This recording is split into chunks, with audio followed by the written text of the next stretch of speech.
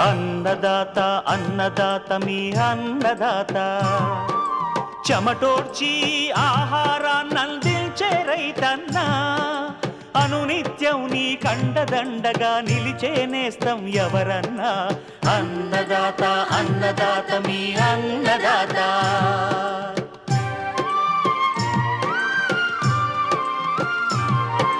నూతన రీతుల సాగుబడికి, నూరింతలు పెరిగే దిగుబడికి సూచనలిచ్చే సస్య రక్షణకు, పశు పోషణకి శాస్త్ర విజ్ఞానం అందించి ముందుకు నడిపే తెలుగు రైతు భారతదేశానికి మకుటం అయ్యేలా తీర్చిదిద్దే ఆశయంతో మిమ్ము మేలు కొలిపేది అన్నదాత.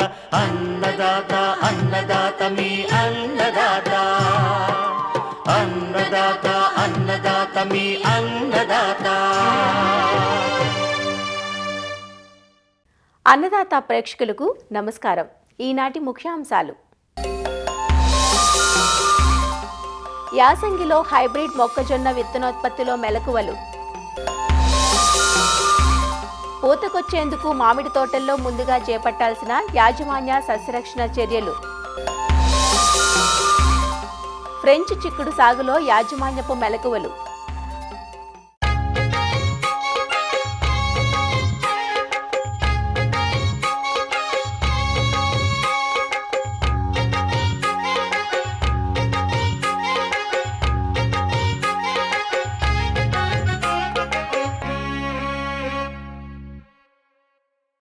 సాధారణ సాగు కంటే విత్తనోత్పత్తి పంటగా సాగు చేసినప్పుడు రైతులకు అధిక ఆదాయం ఆర్జించే అవకాశం ఎక్కువగా ఉంటుంది. అలా హైబ్రిడ్ విత్తనోత్పత్తి చేపట్టే ప్రధానమైన పంట మొక్కజొన్న. మొక్కజొన్నలో పరపరాగ సంపర్కం ద్వారా హైబ్రిడ్ విత్తనోత్పత్తి చేపడతారు. సంస్థలు బైబ్యాక్ ద్వారా రైతులతో విత్తనోత్పత్తి చేయించి పండించిన విత్తనాన్ని కొనుగోలు చేస్తాయి. సాధారణంగా విత్తనోత్పత్తి సాగు రబీలో చేపడతారు. అయితే విత్తనోత్పత్తి సాగులో రైతులు ఖచ్చితమైన మెలకువలు పాటించాలి. ఆడ మగ వరుసల నిష్పత్తి, ఆడ మగ మొక్కలు రెండూ ఒకేసారి పూతకు వచ్చేలా నాటుకోవడం, ఆడ మొక్కల్లో ఉండే మగ పూల భాగాలను తొలగించడం వంటి కీలకమైన యాజమాన్యపు మెలకువలు సాగులో పాటించినప్పుడే నాణ్యత గల హైబ్రిడ్ విత్తనాన్ని ఉత్పత్తి చేయగలుగుతాం. మొక్కజొన్న విత్తనోత్పత్తిలో మెలకువలు గురించి ప్రొఫెసర్ జయశంకర్ తెలంగాణ రాష్ట్ర వ్యవసాయ విశ్వవిద్యాలయం రాజన్ నగర్లోని మొక్కజొన్న పరిశోధనా కేంద్రం సీనియర్ శాస్త్రవేత్త డాక్టర్ బద్రు నాయక్ నుంచి తెలుసుకుందాం. దేశానికి కావాల్సిన 50% విత్తనోత్పత్తి అనేది మన ఈ రాష్ట్రాల నుంచి జరుగుతూ ఉంది. అందులో ప్రధానంగా చూసుకుంటే మొక్కజొన్నకు సంబంధించిన విత్తనాలు కూడా దాదాపు 25,000 ఎకరాల్లో ఒక్క తెలంగాణలోనే సాగు చేస్తూ ఉన్నారు. ఈ విత్తనోత్పత్తి చేయడం ద్వారా ఏంటంటే రైతు సోదరులకు ఏంటంటే సాధారణంగా పండించే మొక్కజొన్న కంటే కూడా అధిక లాభాలు రావడానికి అవకాశం ఉంది. అందుకనే అంటే ఈ విత్తనోత్పత్తి అనేది ప్రభుత్వ సంస్థల వారు కానీ అలాగే మనకున్న ఏవైతే ప్రైవేటు మొక్కజొన్న పరిశోధన ఉన్నాయో అవి కూడా విత్తనోత్పత్తిని రైతు స్థాయిలోనే చేస్తూ ఉన్నారు. సో మనకు రబీ సీజన్లో ముఖ్యంగా అక్టోబర్ మొదటి వారం నుంచి నవంబర్ చివరి వారం వరకు కూడా మనము విత్తనోత్పత్తిని చేసుకోవడానికి అవకాశం ఉంది. సో ప్రధానంగా తెలుసుకోవాల్సింది ఏంటంటే మనం ఈ విత్తనోత్పత్తికి ఏంటంటే ఆడ మగ 2 రకాలు వేస్తాము. సో ఇవి మనకున్న మొక్కజొన్న హైబ్రిడ్ లాగా కాకుండా చాలా వీక్గా ఉంటాయి. సో వీటికి ఏంటంటే మంచి సారవంతమైన నేలలు ఉంటే కనుక మనకి అధిక దిగుబడి రావడానికి అవకాశం ఉంటుంది. అట్లాగే సాగు చేసేటప్పుడు ఏంటంటే మనం ఎలాంటి మురుగునీరు నిల్వ ఉండని ప్రాంతాల్లో చేసుకుంటే కనుక మంచిగా పంటని పెంచవచ్చు. అలాగే రబీలో వేస్తాం కాబట్టి ఖచ్చితంగా నీటి సౌకర్యం అనేది ఖచ్చితంగా ఉండాల్సిన అవసరం ఉంది. ఈ విత్తనోత్పత్తికి సంబంధించిన పొలాలు ఏవైతే ఉన్నాయో దీంట్లో వివిధ దశలలో శాస్త్రవేత్తల అంటే టెక్నికల్గా ఉన్న వాళ్ళ ఇన్స్పెక్షన్ అవసరం ఉంటుంది. కాబట్టి సాధ్యమైనంత వరకు దీన్ని రోడ్ సైడ్ ఉంటే కనుక మనకి దాంట్లో టెక్నికల్గా చూసుకొని మనము విత్తనం రిజెక్ట్ కాకుండా మనము తీసుకోవడానికి అవకాశం ఉంటుంది అన్నట్టు. సో దీంట్లో ప్రధానంగా మనం ఏంటంటే ఏ కంపెనీ వాళ్ళైతే ఇస్తారో వాళ్ళు మనకు చెప్తారు.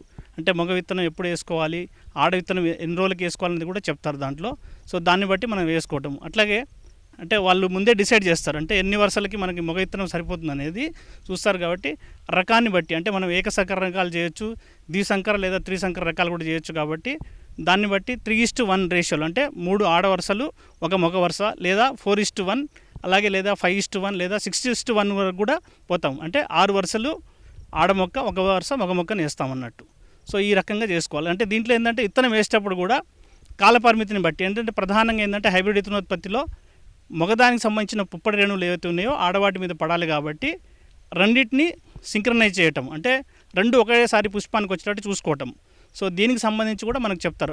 ఆడ మొక్కకి మగ మొక్కకి కాలపరిమితి అనేది ఎంత ఉండాలని చెప్తారు. సో దాన్ని బట్టి మనము ముందు ఆడ మొక్క వేసుకోవాలా, మగ మొక్క వేసుకోవాలా, లేదా కొన్ని హైబ్రిడ్ రకాలు ఏంటంటే రెండు ఎట్ ఏ టైం వేసినా కూడా మనకి సేమ్ వచ్చే అవకాశం ఉంది కాబట్టి దానికి తగ్గట్టు వేసుకోవడం అనేది ప్రధాన అంశం. సో దాన్ని బట్టి మనకి ఎకరానికైతే మనకు నార్మల్గా అయితే ఏదైతే 8 కిలోలు పడుతుందో, సో మనం వేసే వర్షాలను బట్టి 6 కిలోల ఆడ విత్తనము, 2 కిలోల మగ విత్తనం అనేది మనకు సరిపోతుంది. సో విత్తనం వేసేటప్పుడు ఏంటంటే మనం ప్రధానంగా ఆడ విత్తనాన్ని అయితే మనకి ఏదైతే మనకి వర్షాల మధ్య దూరము, మొక్కల మధ్య దూరం ఏదైతే మనకు రికమెండ్ చేస్తారో దాని ప్రకారం వేసుకోవడం. ఎందుకంటే మనము ఆ మొగదానికి సంబంధించిన దానికి ఏంటంటే మనకు ఆ స్పేసింగ్ అనేది వర్షాల మధ్య అంటే సేమ్ ఉంటుంది, బట్ మొక్కల మధ్యలో దూరం ఏంటంటే కొన్ని మగ మొక్కలు ఏంటంటే హైట్ తక్కువ పెరుగుతాయి. సో అలాంటి వాటికి ఏంటంటే ఒత్తుగా వేసుకోమని చెప్తాం. అంటే మొక్కకు సంబంధించిన పుప్పటి రేణువులన్నీ ఆడ మొక్కల మీదకి వెళ్ళాలి కాబట్టి ఖచ్చితంగా మనకి ఏదైతే కంపెనీ వాళ్ళు ఇస్తారో దాన్ని ఖచ్చితంగా ఇస్తారు. సో దాని ప్రకారం చేసుకోవటము. సో దీంట్లో ఇంకో సాంకేతికపరమైన అంశం ఏంటంటే ఇది ఎప్పుడు అంటే వేసుకునేటప్పుడు దీంట్లో తీసుకోవాల్సిన జాగ్రత్తలు ఏంది. సో దీంట్లో ఏంటంటే మనకి ఈ మొక్కజొన్న అనేది పరపరాగ సంపర్కం ద్వారా జరుపుకునే పంట.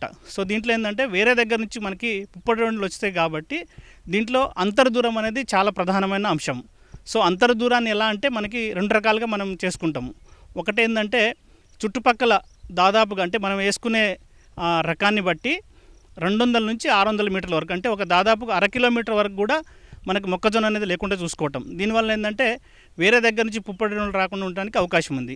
అలా కాకుండా మనం అంటే ఒకసారి వేసారు పక్కన మళ్ళీ మనం విత్తనోత్పత్తి చేయాలంటే కనుక మనము అంటే టైం ఐసోలేషన్ అంటాం, అంటే కాలం అంత కొంత పెట్టుకోవటం అన్నట్టు. అంటే ఈసారి మొక్కజొన్న వేసిన తర్వాత దాదాపుగా 20 నుంచి 25 రోజుల వరకు కూడా మొక్కజొన్న వేయకుండా దాని తర్వాత వేసుకోవటం. సో ఇది ఖచ్చితంగా పాటించాలి. సో అట్లాగే దీంట్లో ఎరువుల యాజమాన్యం వచ్చేసి మనం సాధారణ రకాలు అయితే ఎట్లయితే చేస్తామో ఆ రకంగా చేసుకుంటేనే సరిపోతుంది. సో నెక్స్ట్ ఏంటంటే మనకి ఈ బెరుకులు వేరువేత అనేది చాలా ప్రధాన అంశము. ముందు మొక్కజొన్న వేసిన దాంట్లో కూడా దీన్ని వేయకుండా జాగ్రత్త తీసుకుంటాము. ఒకవేళ ఉన్నా కూడా వాటన్నిటిని తీసుకున్న తర్వాత వేసుకోవటము. తర్వాత వివిధ దశలు అంటే ముందు మన వెజిటేటివ్ స్టేజ్లో అంటే మోకాలెత్తు దశలో ఉన్నప్పుడే మనకు ఆడ మొక్కల్లో కానీ మగ మొక్కల్లో కానీ వేరే వాటి ఏమైనా ఉన్నా కూడా మనకి దాంట్లో ఉన్న లక్షణాలను బట్టి మనం చూసి కనుక వేరేస్తే కనుక నెక్స్ట్ రాకుండా ఉండడానికి అవకాశం ఉంది. సో దీంట్లో నెక్స్ట్ దాంట్లో ప్రధాన టెక్నికల్ అంశం ఏంటంటే ఇప్పుడు ఆడ మగ 2 వేసినప్పుడు ఏంటంటే మొక్కజొన్నలు ఏంటంటే ఆడ మగ 2 కూడా అంటే పైన జుట్టు వచ్చేది మొగదంటాము, సైడ్కి మన కంకి ఎక్కడైతే వస్తుందో దాన్ని ఆడ పార్ట్ అంటాం అన్నట్టు. సో దాన్ని ఏంటంటే మన దీంట్లో ఇప్పుడు జుట్టు పీకడం అనేది ప్రధానం అన్నట్టు. ఈ జల్లు తీయటం లేదా డీటాజిలింగ్ అంటారు. దీనికి ఏంటంటే మనం లెఫ్ట్ హ్యాండ్ తోటి ఇలా కింద పట్టుకొని ఈ స్టేజ్లో అంటే మనకి దీంట్లో ఎక్కడ కూడా పుప్పొడి అనేది బయటికి ఓపెన్ కాలేదు. దీనికంటే ముందు స్టేజ్లో అన్నా కూడా ఓకే. సో దీన్ని ఇట్లా ఎడమ చేతితో కింద పడుకొని కుడి చేతితో ఇలా పైకి అంటే ఇది ఇలా వచ్చేస్తుంది. సో ఇప్పుడు దీంట్లో ఉన్న కింద పార్ట్ అంతా మనకి ఫిమేల్ పార్ట్ అవుతుంది. సో దీంట్లో నుంచి మనకు హైబ్రిడ్కి కావాల్సిన విత్తనోత్పత్తి అనేది దీంట్లో తీసుకుంటాము. సో దీంట్లో కొన్నిసార్లు ఏంటంటే దాన్ని ప్రాపర్గా చేయకపోతే దీంట్లో 3 నుంచి 4 ఆకులు వచ్చే అవకాశం ఉంది. కాబట్టి దానివల్ల మనకి ఫోటోసింథసిస్ అనేది తక్కువ జరిగి విత్తనోత్పత్తి తగ్గే అవకాశం ఉంది. కాబట్టి ఖచ్చితంగా ఇలా ఆకులు రాకుండా సింగిల్గా ఇలా మనం అంటే కొన్ని ప్లాంట్స్ ప్రాక్టీస్ చేస్తే ఆటోమేటిక్గా వస్తుంది. సో చాలా ఈజీగా తీయడానికి అవకాశం ఉంది. సో ఈ రకంగా మనము ఆ టైంలో అంటే లోపల నుంచి వచ్చేటప్పుడే మనం చూసుకొని కనుక చేయగలిగితే మనకి ఆడ మొక్కలో విత్తనోత్పత్తి అనేది చాలా మంచిగా జరుగుతూ ఉంటుంది. సో దీంట్లో దిగుబడి అనేది చూసుకుంటే కనుక మనకి ఆడ మొక్కల్లో మనకి దాదాపుగా 10 క్వింటాల వరకే ఉంటుంది. అంటే సరాసరిగా 8 నుంచి 12 క్వింటాల వరకు కూడా మనకి దిగుబడి వచ్చే అవకాశం ఉంటుంది. సో దీంట్లో హార్వెస్టింగ్లో ఏంటంటే ప్రధానంగా ఫస్ట్ మగవాటన్నిటిని అంటే పాలినేషన్ అయిన తర్వాత 10 రోజుల తర్వాత తీసేయడం, లేదంటే కంకి వచ్చిన తర్వాత ఆడదాన్ని వాటిని హార్వెస్టింగ్ చేసే ముందు ఈ మగవాటిని కనుక చేసేస్తే మనకి మిక్సింగ్ కాకుండా ఉంటుంది అన్నట్టు. సో అది ఖచ్చితంగా తీసేయడం అనేది చేయాలి. ఆడ మొక్కల నుంచి సేకరించిన కంకులు ఉంటాయో ఆ కంకుల్ని కూడా మళ్ళీ ఒక్కసారి సార్ట్అవుట్ చేసుకోవడం అనేది చాలా ప్రధాన అంశం. ఎందుకంటే ఏదన్నా మనము అంటే ప్లాంట్ అంటే సేమ్ ఆడ మొక్కలు అన్నీ ఒకేలాగా ఉన్నా కూడా కొన్ని ఏదైనా బెరుకులు ఉన్నా కూడా మనకి అందులో కొన్ని మనకి ఆ కంకులను బట్టి కూడా మనము ఆ దాంట్లో ఉన్న అమరికలను బట్టి కూడా మనం చెప్పవచ్చు అది దాంట్లో బెరుకులు ఉన్నాయని. సో వాటిని కూడా తీసేసిన తర్వాత మనము షెల్లింగ్ చేసుకొని కొద్దిగా నీడలో కనుక ఆరబెట్టుకుంటే కనుక మనకి జర్మినేషన్ అనేది తగ్గకుండా ఉంటుంది. ఈ మధ్య కాలంలో ప్రైవేట్ కంపెనీ వాళ్ళు ఏం చేస్తున్నారంటే డైరెక్ట్గా ఫిజియలాజికల్ మెచ్యూరిటీ అయిన తర్వాత ఫీమేల్ వాటన్నిటిని డైరెక్ట్గా కంకుల్ని తీసుకుపోయి అంటే పైన హస్క్ కూడా తీయకుండా అలాగే తీసుకెళ్ళి వాళ్ళు ఎయిర్ డ్రైయర్స్లో చేస్తున్నారు కాబట్టి మొలక శాతం అనేది తగ్గకుండా ఉంటుంది. సో ఆ రకంగా చేసుకోవడం కూడా చాలా ఈజీగా ఉంటుంది. అట్లాగే దీంట్లో విత్తనోత్పత్తి చేయడం వల్ల ఏంటంటే ప్రధానంగా మనం సాధారణంగా వేస్తే మనకి రబీలో యావరేజ్గా 30 నుంచి 35 క్వింటాలు వస్తుంది. సో 2,000 ఉన్నా కూడా మనకు దాదాపుగా 60,000 వస్తుంది.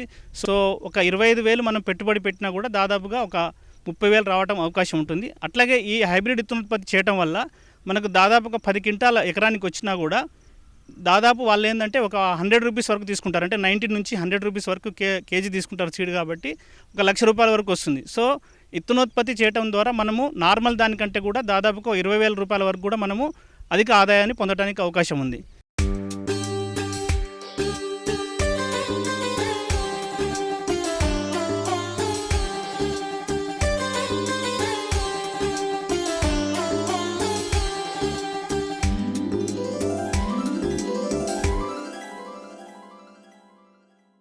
బిర్యానీ, పలావుల్లో తప్పక ఉండే కూరగాయ బీన్స్. బీన్స్ను అటు పచ్చి కూరగాయగాను, ఎండుగింజలను ఇటు రాజ్మాగాను వాడుతుండడం పరిపాటి. ప్రోటీన్ అధికంగా ఉండే ఈ బీన్స్ సాగుకు చలికాలం అత్యంత అనుకూలంగా ఉంటుంది. తెలంగాణలోని ఉమ్మడి ఆదిలాబాద్, నిజామాబాద్, రంగారెడ్డి, మెదక్ జిల్లాల్లో ఎక్కువగా సాగులో ఉంది. ఎప్పటికీ ఆదరణ తగ్గని ఈ కాయగూరలో పొద రకాలు, తీగ రకాలు అందుబాటులో ఉన్నాయి. స్వల్పకాలంలో పంట చేతికొచ్చే పొద రకాల నుంచి ఎకరాకు 8 నుంచి 10 టన్నులు, దీర్ఘకాలం పాటు ఉండే తీగ రకాల నుంచి ఎకరాకు 18 టన్నులు దిగుబడిని సాధించే అవకాశం ఉంటుంది. చలికాలం పంటగా అక్టోబర్, నవంబర్ మాసాల్లోనూ, యాసంగి పంటగా అయితే జనవరి, ఫిబ్రవరి మాసాల్లోనూ విత్తుకుంటూ ఉంటారు. అధిక దిగుబడులకు ఫ్రెంచ్ చిక్కుడు సాగులో ఎలాంటి యాజమాన్యం పాటించాలో ఈరోజు అన్నదాతలో చూద్దాం. ఫ్రెంచ్ చిక్కుడు శీతాకాలంలో పండించే పంట. అధిక ఉష్ణోగ్రతలను, అధిక వర్షపాతాన్ని, అధిక మంచును ఈ పంట అస్సలు తట్టుకోలేదు. ఉష్ణోగ్రతలు ఎక్కువగా ఉన్నప్పుడు, వర్షాలు ఎక్కువగా కురిసినప్పుడు పూత, పిందె రాలిపోతుంది. మంచి కాయ దిగుబడికి 15 నుంచి 25 డిగ్రీల సెంటీగ్రేడ్ ఉష్ణోగ్రత అనుకూలంగా ఉంటుంది. ఫ్రెంచ్ చిక్కుడును సాధారణంగా అన్ని రకాల నేలల్లో సాగు చేసుకోవచ్చు. ముఖ్యంగా ఇసుకతో కూడిన ఎర్ర గరప నేలలు, ఒండ్రు నేలలు, మురుగునీటి వసతి గల బరువైన నేలలు అనుకూలంగా ఉంటాయి. ఉదజని సూచిక 5.3 నుంచి 6 గల నేలలు సాగుకు అనుకూలంగా ఉంటాయి. ఫ్రెంచ్ చిక్కుడులో ప్రధానంగా 2 రకాలున్నాయి. అందులో తీగ రకాలు, పొద రకాలు. తీగ రకాల్లో మనకు అందుబాటులో ఉన్నాయి కెంటకీ వండర్, TKD1. ఇందులో కెంటకీ వండర్ అనే రకం కాయలు 18 నుంచి 20 సెంటీమీటర్ల పొడవు ఉంటాయి. ఈ రకం ఎకరాకు 5 నుంచి 6 టన్నుల దిగుబడినిస్తుంది. మరో రకం TKD1. ఈ హైబ్రిడ్ రకం పంటకాలం 90 నుంచి 100 రోజులు. ఎకరానికి 5 నుంచి 6 టన్నుల దిగుబడినిస్తుంది. పొద రకాల్లో మనకు అందుబాటులో ఉన్నవి కంటెండర్. ఈ రకం పంటకాలం 50 నుంచి 55 రోజులు.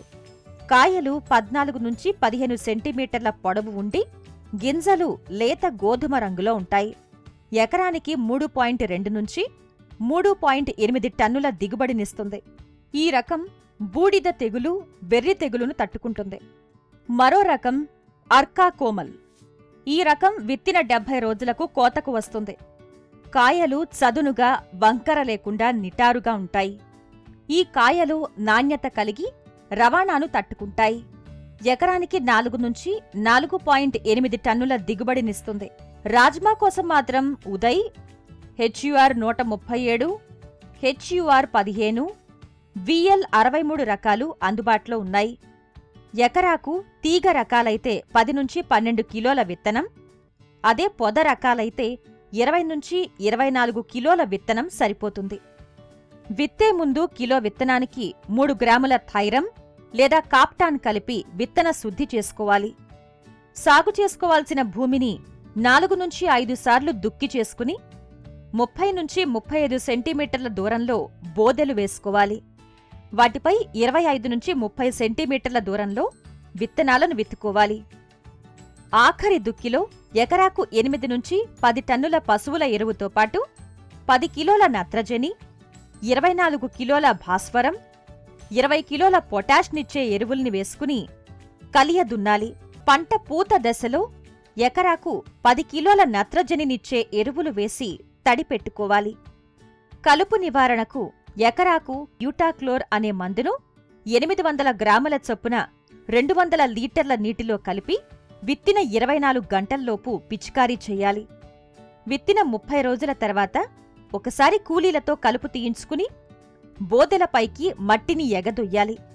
నేల స్వభావాన్ని బట్టి 7 నుంచి 10 రోజులకొకసారి నీటి తడి ఇవ్వాలి. పైరు పిందె దశలో కనీసం 50% తేమ ఉండేటట్లు చూసుకోవాలి. పంట ఎదిగే దశలో తేమ ఎక్కువైనా లేదా నీటి ఎద్దడికి గురైనా దిగుబడి, నాణ్యత తగ్గిపోతుంది. కాబట్టి నీటిని సరైన సమయంలో ఇవ్వాలి. ఫ్రెంచ్ బీన్స్కు ప్రధాన సమస్య చీడపీడలు. ఇందులో తామర పురుగులు ఆకుల అడుగు భాగాన చేరి రసాన్ని పీల్చివేస్తాయి. తామర పురుగుల నివారణకు ఎకరాకు ఎసిఫేట్ 300 గ్రాములు లేదా ఫిప్రోనిల్ 400 మిల్లీలీటర్లు 200 లీటర్ల నీటికి కలిపి పిచికారీ చేసుకోవాలి. ఫ్రెంచ్ బీన్స్కు నష్టం కలిగించే తెగులు వేరుకుళ్ళు. భూమిలో తేమ అధికంగా ఉన్నప్పుడు ఈ తెగులు ఆశిస్తుంది. లేత మొక్కలు అర్ధాంతరంగా ఎండిపోయి చనిపోతాయి. దీని నివారణకు కిలో విత్తనానికి 10 గ్రాముల ట్రైకోడెర్మా విరిడి లేదా 3 గ్రాముల థైరంతో విత్తన శుద్ధి చేసుకోవాలి. కాపర్ ఆక్సీక్లోరైడ్ 3 గ్రాముల చొప్పున లీటర్ నీటికి కలిపిన ద్రావణాన్ని తెగులు సోకిన మొక్కల మొదలు తడిచే విధంగా నేలపై పోసుకోవాలి. పంట దిగుబడులను తగ్గించే మరో తెగులు ఆంత్రాక్నోస్ ఆకుమచ్చ. దీని నివారణకు కాపర్ ఆక్సీక్లోరైడ్ 3 గ్రాములు లేదా మ్యాంకోజెబ్ 2 గ్రాములు లేదా డైఫెన్ కోనజోల్ 2 మిల్లీలీటర్ల చొప్పున లీటర్ నీటికి కలిపి పిచికారీ చేయాలి. పచ్చి కూరగాయ కోసమైతే లేత కాయల్ని కోసుకోవాలి. అదే గింజ కోసమైతే కాయలు ముదిరి ఎండే ముందు కాడతో సహా పీకి ఎండబెట్టి గింజలు తీసుకోవాలి.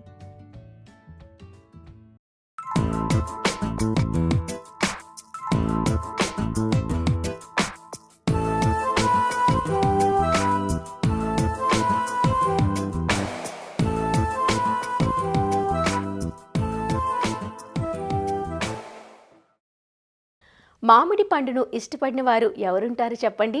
సంక్రాంతి తర్వాత మాట్లాడుకునే మామిడిని ఇప్పటినుంచే మాట్లాడుతున్నారేమిటి అనుకుంటున్నారా? అక్కడికే వస్తున్నాం.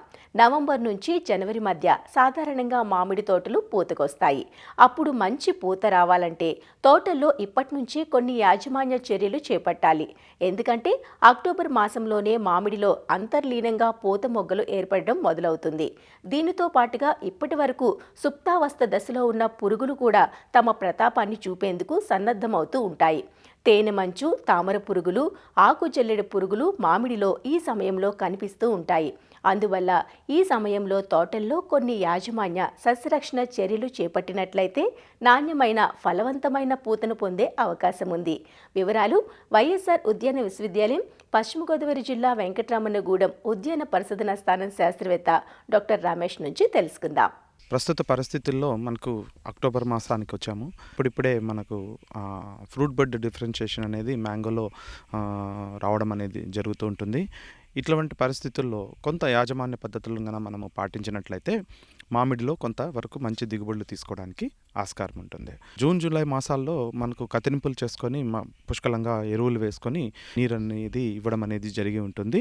తద్వారా మనకు వచ్చినటువంటి కొమ్మలు అనేటివి ఇప్పుడు ముదిరి ఉంటాయి. వీటిలో ఫ్రూట్ బడ్ డిఫరెన్షియేషన్ జరిగి నవంబర్, డిసెంబర్ మాసానికి మనకు పూత రావడానికి ఆస్కారం ఉంటుంది. కాబట్టి ఈ టైంలో రైతులు ఎవరు కూడా మనకు ఎరువులు అనేటివి ఇవ్వడం అనేది మానేయాలి. అంతేకాకుండా ఏవైతే తోటలు పూత రాని తోటలు అంటే 3-4 సంవత్సరాల వయసు ఉన్న తోటల లోపల ఉన్నటువంటి తోటలైనా కానీ వాటికి కావాలంటే మనము ఎరువులను, నీటిని పుష్కలంగా అందించడానికి ఆస్కారం ఉంటుంది. ఇప్పుడున్నటువంటి పరిస్థితుల్లో ఏవైతే పూతలో రాబోయే తోటలు ఉన్నాయో వాటి కోసం మనము కొంత యాజమాన్య పద్ధతులు అనేటివి మనము పాటించాలి. పూతకు మునుపు చీడపీడల గురించి ఆలోచించినట్టయితే ముఖ్యంగా మనకు ఈ తేనె మంచు పురుగులు సంవత్సరం పొడవు కూడా మనకు ఈ తేనె మంచు పురుగులు అనేటివి మనకు ఈ మామిడిలో రావడం అనేది జరుగుతుంది.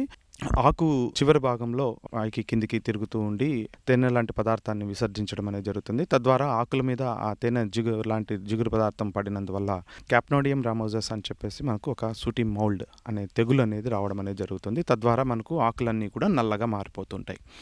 దీనివలన మనకు కిరణజన్య సంయోగక్రియ తక్కువగా జరగడం జరిగి పూత పిందె అనేది ఎదుగుదల లేకుండా చేయడం అనేది కూడా జరుగుతుంది.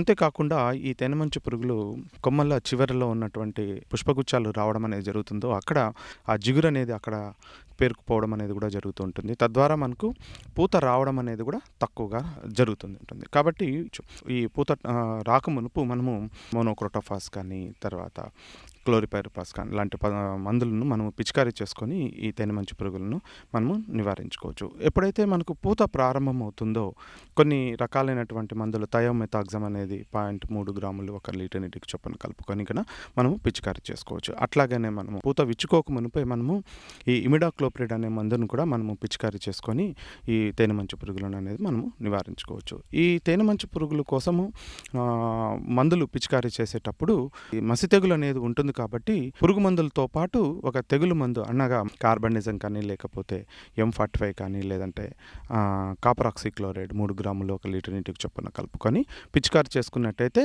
తేనెమంచు పురుగులతో పాటు మసి తెగులు అనేది కూడా నివారించడానికి ఆస్కారం ఉంటుంది. తేనెమంచు పురుగు నివారణలో మనము ఒక చిన్న చిట్కా పాటించడం అనేది జరుగుతుంటుంది. ముఖ్యంగా ఎక్కువగా వయసు మళ్ళిన తోటల్లో మనకు చెట్టు బెరడులు కాండము మీద బెరడు క్రివిసెస్ అనేది ఉంటుంది.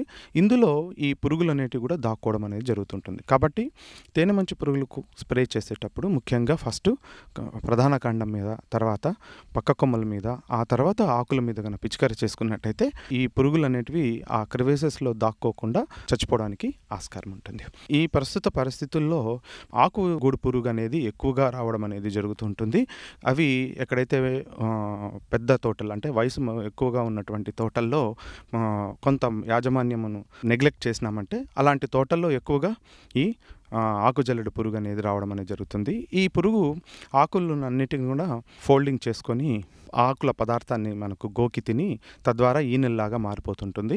కొంత దూరం నుంచి చూసినట్టయితే చెట్టు అంతా కూడా ఆకు చివర్లంతా కూడా మాడిపోయినట్టు, ఆకులన్నీ కూడా ఎండిపోయినట్టు మనకు తెలుస్తుంటుంది. ముఖ్యంగా దీని నివారణ కోసం మనము జూన్ జూలై మాసం నుంచే మనము ఇది స్ప్రే అనేది చేసుకోవాలి. క్వినాల్ఫాస్ కానీ మోనోక్రోటోఫాస్, దీంతోపాటు ప్రొఫెనోఫాస్ను కూడా మనము పిచికారీ చేసుకున్నట్టయితే ఆకుజల్లెడు పురుగును మనము సమర్థవంతంగా నివారించుకోవచ్చు. ఎందుకంటే ఈ ఆకుజల్లెడు పురుగు ఎక్కడైతే మనకు పుష్పగుచ్చాలు రావడం అనేది జరుగుతుందో అక్కడ ఉన్నటువంటి ఆకులను బాగా తినేసి ఇది చేస్తుంది.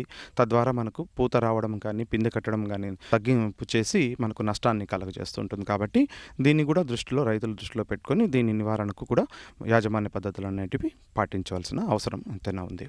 అంతేకాకుండా మనకు కాయ పెరుగుదల పెరిగినప్పుడు మనకు కొన్ని రకాలైనటువంటి మచ్చలు రావడం అనేది కూడా జరుగుతూ ఉంటుంది. దీనికి కారణం ఏంటంటే యాంథ్రక్నోజ్ మచ్చలు. ఇవి ఈ యాంథ్రక్నోజ్ అనేది మనకు పూత రాక మునుపు నుంచే మనకు తోటల్లో ఉంటుంది. కాబట్టి ఈ పురుగు మందులను స్ప్రే చేసే టైంలోనే ప్రొపికోనోజోల్ కానీ హెక్సాకోనోజోల్ కానీ ఒకసారి మనం పిచికారీ చేసుకున్నట్టయితే కాయలు వచ్చినప్పుడు వాటి మీద మచ్చలు రాకుండా మనకు నివారించడానికి ఆస్కారం ఉంటుంది. నీటి యాజమాన్యం గురించి కొన్ని సందేహాలు అనేటివి ఉంటాయి. ఈ నీటి యాజమాన్యం అనేది మనకు ఈ టైంలో కూడా కొంతవరకు నీటి తడులు తగినంతగా మనకు మొక్కలకు అందించడం అనేది జరుగుతుంటుంది. ఎవరైతే రైతులు కాలువ ద్వారా మొక్కలకు నీరు అందిస్తున్నారో వాళ్ళు తగినంతగా నీరు ఇవ్వడం అనేది జరుగుతూ ఉంటుంది. అంతేకాకుండా డ్రిప్ పద్ధతిలో ఎవరైనా కానీ రైతులు మనము సాగుబడి చేసుకున్నట్టయితే కనుక ప్రతిరోజు డ్రిప్పును పాటించి వాటికి తగినంత అంటే వయసును బట్టి మనము ఈ నీటిని మనము ఇవ్వడం అనేది జరుగుతుంది.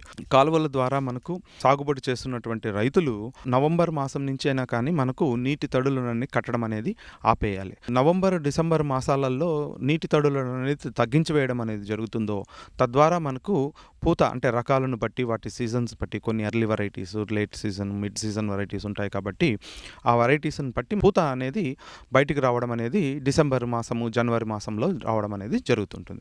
ఎప్పుడైతే ఈ మాసాలలో ఎక్కువగా మనం నీరు కట్టినట్టయితే కనుక ఆ పుష్పగుచ్చాలతో పాటు కొంత నీటి కొమ్మలు అనేది కూడా రావడం అనేది జరుగుతుంది. పుష్పగుచ్చాలతో పాటు మనకు వెజిటేటివ్ గ్రోత్ అనేది రావడం అనేది జరిగి తద్వారా మనకు ఫ్లవర్స్ అనేటివి తగ్గిపోతూ ఉంటాయి. కాబట్టి మనకు నీటిని యాజమాన్యం అనేది జాగ్రత్తగా మనము చేసినట్టయితే మనకు ఈ పూత పిందె సరిగా రావడానికి ఆస్కారం ఉంటుంది. మరిన్ని విభిన్న అంశాలతో రేపటి అన్నదాతలో మళ్ళీ కలుసుకుందాం. నమస్కారం. అన్నదాతలు తమ సందేహాలు, సమస్యలను 18004254085 టోల్ ఫ్రీ నంబర్లో ఉదయం 10 నుంచి 11 గంటల మధ్య పని దినాలలో సంప్రదించగలరు. ఈ కార్యక్రమాన్ని యూట్యూబ్లో www.youtube.com/అన్నదాత ఈటీవీ లింక్ ద్వారా వీక్షించవచ్చు.